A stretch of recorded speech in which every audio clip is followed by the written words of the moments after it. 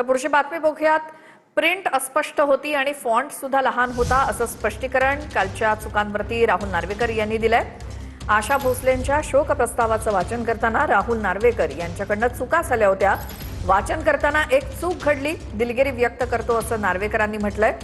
दरम्यान प्रिंट देणाऱ्या संबंधित व्यक्तीवरती कारवाई करणं गरजेचं असल्याचं अजय चौधरी यांनी म्हटलंय। असल्यामुळे ते प्रिंट जी माझ्या हातात आलेली ती प्रिंट अत्यंत बारीक फॉन्ट मध्ये होती आणि थोडी अस्पष्ट होती। त्याप्रमाणे त्याच्यात काही तांत्रिक चुका होत्या ज्या सुरुवातीला नोट करण्यात आल्या नव्हत्या। वाचन करत असताना तसंच्या तसं ते वाचन झालं। ही एक चूक त्या दिवशी वाचन करत असताना माझ्याकडनं घडली। राज्यातील किंवा सभागृहातील कुठच्याही व्यक्तीचे सदस्याचे इकडे मन दुखलं असेल तर मी मनापासून दिलगिरी व्यक्त करतो। तर महाराष्ट्राचे विधानसभा अध्यक्ष राहुल नार्वेकरांचं मराठी वाचन ऐकून तुम्ही देखील थक्क व्हाल। आशा भोसलेंच्या निधनाबद्दल त्यांनी शोकप्रस्ताव सभागृहामध्ये वाचला आणि वाचत असताना सुद्धा नार्वेकरांनी अनेक गंभीर चुका केल्या, ज्यावरून राज ठाकरेंसोबतच विरोधकांनी नार्वेकरांवरती सडकून टीका केली। बघूयात हा रिपोर्ट।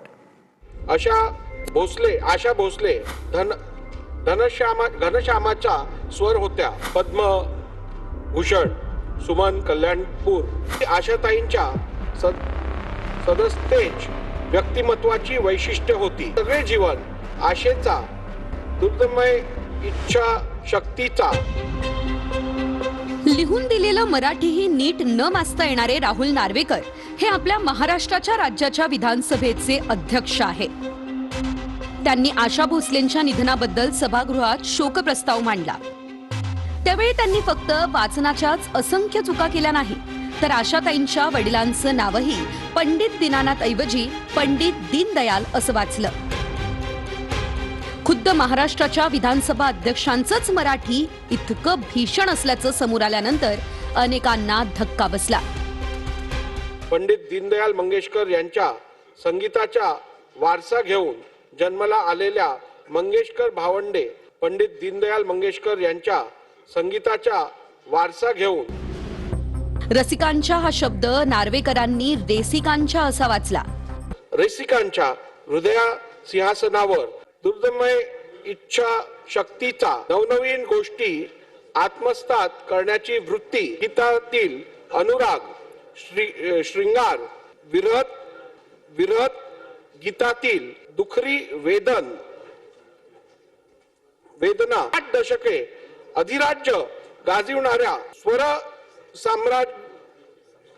सम्राज्ञीचे फक्त शब्दांचे चुकीचे उच्चार नव्हे तर अनेक नवनवे शब्दही नार्वेकरांनी शोकप्रस्तावाच्या निमित्तानं मराठीला बहाल केले। नार्वेकरांनी उडत्या गाण्यातील खट्याळपणा असंही एक वाक्य वाचलं। बहुधा त्यांना उडत्या चालीच्या गाण्यातील खट्याळपणा असं म्हणायचं होतं। तद्वत जर नार्वेकर उडत्या गाण्यातील खट्याळपणा यावरच ठाम असतील तर उडतं गाणं नेमकं काय असतं याबद्दल एक SIT नेमण्याचा प्रस्ताव सभागृहात नार्वेकरांनीच एकमुखानं मंजूर करून घ्यायला हवा।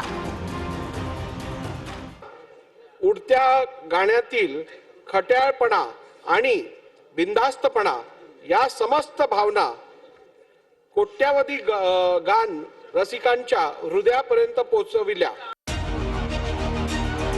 नार्वेकरांच्या मराठी वाचनावर राज ठाकरेंनी मराठीची चिरफाड करत कागदावर लिहून दिलेलं मराठी पण त्यांना वाचता येत नाही हे पाहून संताप उद्वेग दोन्ही दाटून आला। वाचण्याआधी त्या कागदातून भेळ खाल्ली होती का असा सवाल राज ठाकरेंनी केला। नार्वेकरांनी हा प्रस्ताव स्वाहिली अथवा हिब्रू भाषेत मांडला असता तरी चाललं असतं, कारण त्यांचं मराठी पण कळलं नाही आणि स्वाहिली हिब्रू तसं पण कोणालाच कळत नाही। बरं, अजून एक शोकांतिका म्हणजे नार्वेकर दीनानाथ मंगेशकरांचा उल्लेख दीनदयाल मंगेशकर करत होते आणि वाटेल तसं मराठी वाचून दाखवत होते। त्यावेळेस सभागृहात उपस्थित एकाही आमदाराला आक्षेप नोंदवावासा वाटला नाही। नार्वेकरांना ना दीनानाथ मंगेशकर माहितीये ना दीनदयाल उपाध्याय माहितीये। भाजपने जी काही खोगीर भरती सुरू केली आहे त्यात त्यांची अवस्था तेलही गेलं तूपही गेलं हाती आलं धुपाटणं अशी झाली आहे। मराठी माणसांना विचार करावा की काय पद्धतीची माणसं आणि सरकार आपण निवडून देतोय।